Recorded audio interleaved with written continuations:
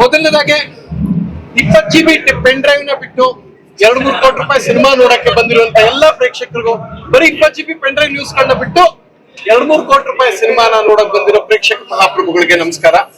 ರಾಮನ ಅವತಾರ ನನ್ನ ಅತ್ಯಂತ ಆಪ್ತ ಸ್ನೇಹಿತರಾದ ರಿಷಿ ಅಭಿನಯದ ಸಿನಿಮಾ, ತುಂಬಾ ಒಂದು ಒಳ್ಳೆ ಸಿನಿಮಾ. ರಾಮಾಯಣನ ಈಗಿನ ವರ್ಷನ್ಗೆ ಒಂದಷ್ಟು ಅಪ್ಡೇಟ್ ಮಾಡಿ ವಿಶೇಷವಾಗಿ ಕ್ರಿಯೇಟ್ ಮಾಡಿದ್ದಾರೆ. ಒನ್ಸ್ ಅಗೇನ್ ರಿಷಿ ಅವ್ರಿಗೆ ಆಲ್ ದಿ ಬೆಸ್ಟ್. ದಯವಿಟ್ಟು ಅದೆಷ್ಟು ಅಂತ ಪೆನ್ ಡ್ರೈವ್ ನೋಡ್ತೀರಿ ನ್ಯೂಸ್, ದಯವಿಟ್ಟು ಎದ್ದು ಬಂದು ಥಿಯೇಟರ್ ಬನ್ನಿ. ನಿಮ್ಗೂ ಬೇಜಾರಾಗಲ್ವಾ ನೋಡಿದ್ದೆ ನೋಡ್ಕೊಂಡು ಕೂತ್ಕೊಳ್ಳಕ್ಕೆ? ಸೊ ದಯವಿಟ್ಟು ಥಿಯೇಟರ್ ಬಂದು ಕನ್ನಡ ಸಿನಿಮಾಗಳನ್ನ ನೋಡಿ. ಇಲ್ಲಿ ಬರೋಕ್ಕೆ ಮೇನ್ ಥಿಯೇಟರ್ ನೋಡಕ್ ಒಂದು ಮುಖ್ಯವಾದ ಕಾರಣ, ನಾನು ಯಾವ ಬೇಕಾದ್ರೆ ನೋಡ್ಬೋದು. ನಾವು ಥಿಯೇಟರ್ನ ನಾವು ಸಿನಿಮಾನ ಬ್ಲಾಕ್ ಟಿಕೆಟ್ ಕೊಟ್ಟು ಥಿಯೇಟರ್ ನೋಡಿ ಹಬ್ಬ ಮಾಡಿದವರು. ಇತ್ತೀಚೆಗಷ್ಟೇ ಮೊನ್ನೆ ಒಂದು ಥಿಯೇಟರ್ ಕ್ಲೋಸ್ ಆಯ್ತು, ಕಾವೇರಿ ಥಿಯೇಟರ್. ಸೊ ನಮ್ ಥಿಯೇಟರ್ಗಳು ಉಳ್ಕೋಬೇಕು ಕನ್ನಡ ಸಿನಿಮಾಗಳು. ಸೊ ಮಧ್ಯಮ ಕ್ರಮಾಂಕದ ಸಿನಿಮಾಗಳು ಉಳಿಬೇಕು. 3 ಕೋಟಿ 4 ಕೋಟಿ 2 ಕೋಟಿ ಇಂಥ ಸಿನಿಮಾಗಳು ಉಳಿಬೇಕು. ಬರೀ ದೊಡ್ಡ ಸಿನಿಮಾ ಪ್ಯಾನ್ ಇಂಡಿಯಾ 3 ವರ್ಷಕ್ಕೊಂದ್ಸಲ ಬರುತ್ತೆ, ಬಿಟ್ಬಿಡಿ. ನಮ್ ಸಿನಿಮಾಗಳನ್ನ ನೋಡಿ. ಮಧ್ಯಮ ಕ್ರಮಾಂಕದ ಸಿನಿಮಾಗಳು ಉಳಿದ್ರೆ ಮಾತ್ರ ಅದು ಚಿತ್ರರಂಗದ ಭವಿಷ್ಯ. 90 ವರ್ಷದ ತನಕ ಅಣ್ಣವರು ಸಹಿತ ವಿಷ್ಣು ಸರ್, GV ಅಂಬರೀಷ್ ಅಣ್ಣ ಎಲ್ಲ ಸೇರಿ ಚಿತ್ರಾಂಗನ ಕಟ್ಟಿದ್ದಾರೆ. ಇವತ್ತು ಚಿತ್ರಮಂದಿರಗಳು ಉಳಿತಾ ಇಲ್ಲ. ಥಿಯೇಟರ್ ಬಂದು ನೋಡಿ.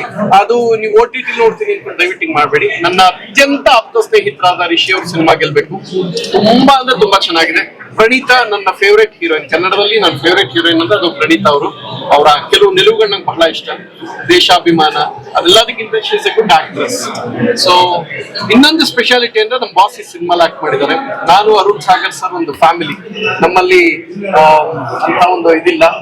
ತುಂಬಾ ಅಂದ್ರೆ ತುಂಬಾ ಒಬ್ರನ್ನೊಬ್ರು ಗೌರವಿಸ್ಕೊಳ್ಳುವಂಥದ್ದು ಎಲ್ಲ ಅಷ್ಟು ತುಂಬಾ ಚೆನ್ನಾಗಿ ಮಾಡಿದ್ದಾರೆ. ವಂಡರ್ಫುಲ್. ರಿಷಿ ಸಿನಿಮಾಗೆ ಬಹಳ ಶ್ರದ್ಧೆ ಇಟ್ಟು ರಾಮಾಯಣನ ಒಂದು ಅಪ್ಗ್ರೇಡೆಡ್ ವರ್ಷನ್ ಹಿಂಗೆ ಮಾಡ್ಬೋದು. ಸೀತಾಪಹರಣ, ಪುನಃ ಲಂಕಾದಹನ ಅಂಡ್ ರಾವಣನ ಇದೆಲ್ಲವನ್ನ ಸಿನಿಮ್ಯಾಟಿಕ್ ಆಗಿ ಮಾಡಿದ್ದಾರೆ. ಸೊ ಚೆನ್ನಾಗಿದೆ. ರಾಮನ ಅವತಾರ once again all the best. ಎಲ್ಲರೂ ಅಷ್ಟೇ ರಾಮ ಭಕ್ತರೆಲ್ಲ ಬಂದು ಸಿನಿಮಾ ನೋಡಿ. ನನ್ನ ಸ್ನೇಹಿತ ರಿಷಿ ಅವರ ಸಿನಿಮಾನ ಗೆಲ್ಸಿ. ಪ್ರತಿಭಾವಂತ ಕಲಾವಿದ. ಸಿನಿಮಾ ಗೆಲ್ಸಕ್ಕೆ ಅವ್ರು ಯಾವ್ದೋ ವಿಚಿತ್ರವಾಗಿ ಏನೇನೋ ಮಾಡ್ತಾರಲ್ಲ, ಯಾವ್ದು ಗಿಮಿಕ್ಸ್ 1 ಅವರ್ಗೆ 5 ಮಿಲಿಯನ್ ವ್ಯೂಸ್ ಅಂತ ಹಾಕ್ಸ್ಕೊಳ್ಳೋದು ಯಾವ್ದು ಮಾಡಿಲ್ಲ ರಿಷಿ. ಆ ಕಾರಣ ಕನ್ನಡ ಸಿನಿಮಾ ನೋಡಿ. ಆಮೇಲೆ ಇನ್ನೊಂದು, ನೀವು ಸಾಕು ಎಷ್ಟು ಅಂತ ಪೆನ್ ಡ್ರೈವ್ ನ್ಯೂಸ್ ನೋಡ್ತೀರಾ. HD ವರ್ಷನ್ ಥಿಯೇಟರ್ ಬಂದೈತೆ. 4K ಇದು ಪೆನ್ ಡ್ರೈವ್ ಬಿಟ್ಬಿಡಿ, 4K ಥಿಯೇಟರ್ ನೋಡಿ ಸ್ಕ್ರೀನ್ ಅಲ್ಲಿ. ಪೆನ್ ಡ್ರೈವ್ ಸಿನಿಮಾ ಇನ್ನೂ ಫುಟೇಜ್ ಸಿಗ್ತಾನೆ ಇದಾವಲ್ಲ ಸರ್? ಅದು ಅಯ್ಯೋ ಕರ್ಮ, ನಾನು ಅದೇ ಹೇಳೋದು. ಅದಕ್ಕೆ ಬರ್ತಾ ಇಲ್ಲ ಜನ ಅಂತ ನೀವೇ ಅದೇ ಅದಕ್ಕೆ ಬಿಟ್ಬಿಟ್ಟು ಬಂದು ಥಿಯೇಟರ್ ನೋಡ್ರಪ್ಪ ಅಂತ. ನಿಜ ಹೇಳ್ಬೇಕು ಅಂದ್ರೆ ಪ್ರಜ್ವಲ್ ಇವರು ರೇವಣ್ಣ ಮೇಲೆ ತುಂಬಾ ಪಾಪ ಬಂದ್ಬಿಡಿದೆ. ಹೋಗಲ್ಲ ಹೋಗಿ ಕುತ್ಕೊಂಡ್ಬಿಟ್ಟವ್ರೆ. ಬರೋ ತನಕ ಬೇರೆ ನ್ಯೂಸ್ ಗಳು ಆಗ್ತಾ ಇಲ್ಲ. ನೀವು ಚೂರು ಬಂದು ಅದೇನೋ ಉತ್ತರಕ್ಕೆ ಹೋಗ್ಬಿಟ್ಟು ನಿಂದಲ್ವೋ ಅದೇನೋ ಉತ್ತರಕ್ಕೆ ಹೋಗ್ಬಿಟ್ಟು ಅದೇನೋ ಮಾಡೋದು. ನಿಮ್ ಮುಗಿಯೋ ತನಕ ಬೇರೆ ಸಿನಿಮಾ, ನಮ್ ಸಿನಿಮಾಗೆ ತೊಂದರೆ ಆಗ್ಬಿಟ್ಟವನೆ ಪ್ರಜ್ವಲ್ ರೇವಣ್ಣ. ನಂಗೆ ಅವನ ಮೇಲೆ ಪಾಪ ಬಂದ್ಬಿಟ್ಟಿದೆ.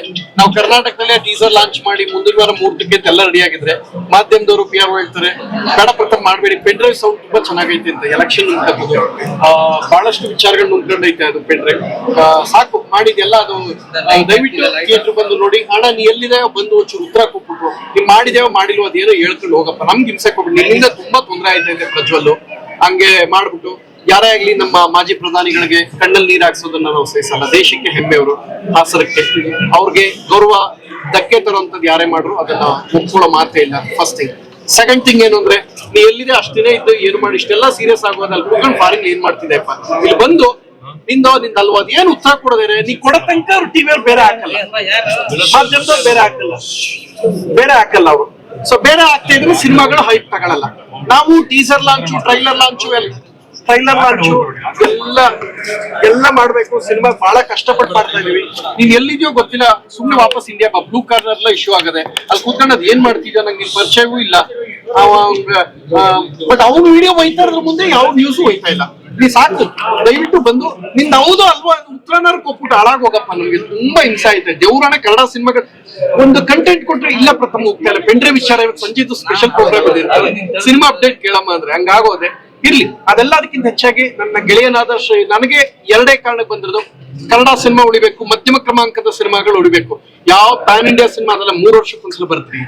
ಚಿತ್ರಮಂದಿರಗಳು ಕ್ಲೋಸ್ ಆಗ್ತದೆ, ದುರಂತ ಇದು. ದಯವಿಟ್ಟು ಚಿತ್ರಮಂದಿರಕ್ಕೆ ಬಂದ್ರು. ನಿಮ್ಗೆ ಏನ್ರ ಬಂದಿರೋದು? ಯಾಕ್ರಪ್ಪ ನೀವು ಥಿಯೇಟರ್ ಬರ್ತಾ ಇಲ್ಲ ಜನಗಳು? ನಿಮ್ಗೆ ಏನಯ್ಯ ಬಂದಿರೋದು? ಎಲ್ಲ ಕುತ್ಕೊಂಡು ಟೆಲಿಗ್ರಾಮ್ ಅಲ್ಲಿ ನೋಡ್ತೀನಿ, OTT ನೋಡ್ತೀನಿ. ಸಿನಿಮಾನೇ ತಗೊಳ್ಳೋರಿಲ್ಲ ಕಡ್ರು. 2 ವರ್ಷ 3 ವರ್ಷ ಒಂದ್ ಸಿನಿಮಾನು ಬಿಸ್ನೆಸ್. ಇವೆಲ್ಲ ಹೇಳ್ತಾರಲ್ಲ ಸುಳ್ಳು, ಫೇಕು. ನಾನು ಅಷ್ಟು ಕೋಟಿ ಬಿಸ್ನೆಸ್ ಯಾವ್ದು ಇಲ್ಲ. ಯಾವ ಸಿನಿಮಾನು ಬಿಸ್ನೆಸ್ ಆಯ್ತಿಲ್ಲ. ಬರೀ ಡೌಗಳ ಕಡೆ ನೀವೆಲ್ಲ ಬರ್ತಿರ್ಲ ಪ್ರಾಮಾಣಿಕವಾಗಿ ಈ ದೇವಸ್ಥಾನಕ್ಕೆ ಹೋಗ್ಬೇಕಾದ್ರೆ 200 ಜನ ಕರ್ಕ ಬರ್ತಾರೆ, ಅಲ್ಲಿ ಕರ್ಕ ಬರ್ಬಿಟ್ಟು ಅಣ್ಣಂಗೆ ಜೈನ್ ಕೂಗಿಸ್ತಾರೆ, ಇವೆಲ್ಲ ಮಾಡ್ತಾರೆ. ಯಾರಿಗೂ ಮಾರ್ಕೆಟ್ ಅಂತ ನಾನು ಹೇಳ್ತಾ ಇರೋದು, ಕನ್ನಡ ಸಿನಿಮಾ ಒಟ್ಟಿಗೆ ಒಂದು ಸಕ್ಸಸ್ ರೇಟ್ ಅಂದ್ರೆ ಏನ್ರಿ? ಈಗ ಒಬ್ಬ ಮನುಷ್ಯ ಪಾಸ್ ಅಂದ್ರೆ ಎಷ್ಟು? 100ಕ್ಕೆ 30 ನಂಬರ್ ತೆಗೆದು ಪಾಸ್ ತಾನೆ.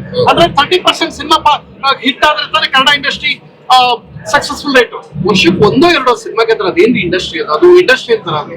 ಒಂದು ಉದ್ಯಮ 90 ವರ್ಷದಿಂದ ಅಣ್ಣವ್ರ ಸಹಿತ ಕಟ್ಟಿದಾರಪ್ಪ. ಉಳಿಸ್ಕೊಂಡ್ರಯ್ಯ, ಥಿಯೇಟರ್ಗಳು ಮುಚ್ತವ್ರೆ. ಕಾವೇರಿ ಚಿತ್ರಮಂದಿರ ಮುಚ್ತೈತೆ ಅಂದ್ರೆ ಅದು ಬೇರೆಯವ್ರಿಗೆಲ್ಲ, ನಮಗೆ ದೊಡ್ಡ ಲಾಸ್ ಅದು. ದಯವಿಟ್ಟು ಹೇಳ್ತೀನಿ, ಥಿಯೇಟರ್ ಬಂದು ನೋಡಿ. ಈ ಪ್ಯಾನ್ ಇಂಡಿಯಾ ಭ್ರಮೆ, OTT ಎಲ್ಲವನ್ನು ಬಿಟ್ಟು ಆ ಅಪ್ಪ ಕಣ್ಣೀರ್ ಹಾಕ್ತಾ ಇದ್ರು ಓನರ್, ಥಿಯೇಟರ್ ಓನರು. ಥಿಯೇಟರ್ಗಳನ್ನ ನೋಡಿ, ಥಿಯೇಟರ್ ಅಲ್ಲಿ ಸಿನಿಮಾ ಸಂಭ್ರಮಿಸಿ. ಇಲ್ಲ ನಿಮ್ಗೆ ನೆಕ್ಸ್ಟ್ ಜನರೇಷನ್ಗೆ ನೀವು ಯೂಟ್ಯೂಬ್ ಅಲ್ಲಿ ತೋರಿಸ್ಬೇಕಾಯ್ತದೆ ಇಂಥದ್ದೊಂದು ಥಿಯೇಟರ್ ಇತ್ತು ಅಂತ. ಹಂಗ್ ಮಾಡ್ಕೊಂಡ್ಬಿಡ್ರು, ಬಂದ್ ಥಿಯೇಟರ್ ನೋಡ್ರಲ್ಲ. ಯಾವಾಗ ಬುದ್ಧಿ ಕರೀತಾರ ಹಾಳಾದವ್ರೆತ್ತು. ಸರ್ ಇದು ಈಗ ಈ ಸಿನಿಮಾದು ಟೈಟ್ಲ್ ವಿಚಾರವಾಗಿ 1 ಅವರ್ ಸಿನಿಮಾ ನಿಲ್ಸಿದ್ರು, 1 ಅವರ್ ಸಿನಿಮಾ ನಿಲ್ಸಿದ್ರು. ಸೊ ಅದ್ರ ಬಗ್ಗೆ ಏನ್ ಹೇಳ್ತೀರಿ? ಜನ ಸಿನಿಮಾ ಒಂದು ಮಾತು ಹೇಳ್ತೀನಿ, ದಯವಿಟ್ಟು ಸಿನಿಮಾ ನೋಡಿ. ರಾಮನ ಅವತಾರದಲ್ಲಿ ರಾಮನ ಘನತೆಗೆ ಕುಂದುವಂತದ್ದು ಯಾವುದೂ ಇಲ್ಲ. ಇದ್ದೀರೆ ನಾವು ಕೂಡ ಬಿಡಲ್ಲ ಸರ್, ನಾವು ಕೂಡ ಶ್ರೀರಾಮನ ಭಕ್ತರೇ ಸರ್. ನಾವೇನು ಪಾಕಿಸ್ತಾನದವರಲ್ಲ, ನಾವು ಕೂಡ ರಾಮನ ಭಕ್ತರೇ. ಹಂಗೆಲ್ಲ ಹೇಳ್ಬಿಡಿ, ಅದು ಥಿಯೇಟರ್ ಬಂದು ನೋಡಿ. ಅಂಡ್ ಎರಡನೇದು, ಕೃಷಿ ಹಂಗ್ ಮಾಡಲ್ಲ, ಬಿಕಾಸ್ ಒಳ್ಳೆ ಡೈರೆಕ್ಟರ್, ಅವರು ಹಂಗ್ ಮಾಡಿಲ್ಲ. ನೀವು ಒಂದ್ಸಲ ನೋಡಿ. ಅದ್ರ ಮೇಲೆ ಕಾಂಟ್ರವರ್ಸಿ ಇದೆ ಅಂದ್ರೆ ನಿಮ್ ಇಷ್ಟ. ಯಾಕೆಂದ್ರೆ ರಾಮನ ಘನತೆಗಂತೂ ತಪ್ಪಿಲ್ಲ. ಇಲ್ಲಿ ಯಾವ ತರ ಮುಜುಗರ, ರಾಮನಿಗೆ ಮುಜುಗರ ಆಗುವಂತದ್ದು ಯಾವುದೂ ಇಲ್ಲ ಸರ್. ನನಗೆ ಗಮನಿಸಿ ಹೇಳ್ತಾ ಇದ್ದೀನಿ, ನಾನು ಸಿನಿಮಾ ನೋಡಿದೀನಿ ಸರ್. ನಾನು 3 ಕಾರಣಕ್ಕೆ ನೋಡ್ತೀನಿ ಸರ್. ಮೊದಲನೇದು ಕನ್ನಡ ಸಿನಿಮಾ ಅಂತ, ಎರಡನೇದು ಮಧ್ಯಮ ಕ್ರಮಾಂಕದ ಸಿನಿಮಾ ಹೊಡಿಬೇಕು ಅಂತ, ಮೂರನೇದು ಈ ತರ ಎಲ್ಲ ಟೈಟ್ಲ್ ಇಟ್ಟಾಗ ರಾಮನ ಅವತಾರ ಅಂತ ಇಟ್ಟಾಗ ಒಂದು ಒಳ್ಳೆ ನೋಡೋಣ ಏನ್ ಇಟ್ಟಿರ್ತಾರೆ ಅಂತ. 4ನೇದು ನನ್ನ ಗೆಳೆಯನ್ ಸಿನಿಮಾ ಗೆಲ್ಬೇಕು ಅಂತ. 4 ಕಾರಣಕ್ಕೆ ನೀವು 1 ಕಾರಣಕ್ಕೆ ಬಂದು ಥಿಯೇಟರ್ ಬನ್ನಿ, ಸಿನಿಮಾ ಉದ್ಧಾರ ಮಾಡಿ. ಪ್ಯಾನ್ ಇಂಡಿಯಾ ಅದೇನೋ 3 ವರ್ಷಕ್ಕೊಂದ್ಸಲ ಬರ್ತಲ್ಲ, ಈ ಭ್ರಮೆ ಬಿಟ್ಬಿಡಿ. ದಯವಿಟ್ಟು ಅವ್ರು ಹೇಳಿದ ಏನೂ ಆಗ್ಬೇಕಲ್ಲ, ಮಧ್ಯಮ ಕ್ರಮಾಂಕದ ಸಿನಿಮಾ ನೋಡಿ, ಥಿಯೇಟರ್ ಉಳಿಸಿ. ದಯವಿಟ್ಟು ಆ ಪೆನ್ ಡ್ರೈವ್ ಬಿಟ್ಬಿಡಿ. ಎಷ್ಟು ಅಂತ ದಿನಕ್ಕೆ ಒಂದೊಂದು ವಿಡಿಯೋ ನೋಡ್ಕೊಂಡೇ ಕೂತವೆ. ಅದು ಆಗೋಗ HD ಮತ್ತೆ ಇದು 4K ಇದು ಫಿಲಂ ಬಂದ್ಬಿಡಿ. ಬುದ್ಧಿ ಕಲೀರಿ ಸ್ವಲ್ಪ. ನಿಮಗೆ ಹೇಳ್ತಾರೆ ಜನಗಳಿಗೆ, ಯಾವಾಗ ಕಲಿತೀರೋ ನೀವೆಲ್ಲ ಆಯ್ತು ನಡ್ರಪ್ಪ ಇನ್ನೇನ್ ಇಟ್ಕೊಳ್ತೀರ.